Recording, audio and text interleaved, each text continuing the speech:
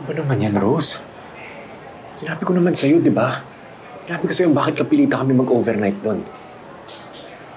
Ngayon, alam ko galit ka sa akin. Pero maniwala ka naman, ginawa ko ang lahat para makonta ka. Talaga? Ginawa mo lahat? Dati ako nagtatrabaho sa talyer, di ba? Ngayon, kung may paraan lang para magawa yung lintik na sasakyan na yan na walang pinapalitan na piyesa, ginawa ko na. Pero hindi nga eh. Hindi ko magawa, hindi na ayos. Kaya wala kaming choice kundi magpaumaga dun. Hindi ba naiintindihan yun? So magkatabi kayo ni Amira na tulog? Wala naman ako sinabing ka nun. Nasaan ba galing yan? Aba, malay ko! Bakit? Nandun ba ako para makita ko, ha? Nandun ba ako? Rose, sila ni Venus yung magkatabi. Ako... Here are you.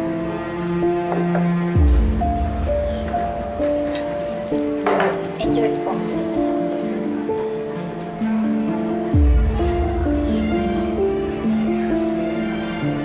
Si Venus ang katabi ni Amira sa loob ng kwarto.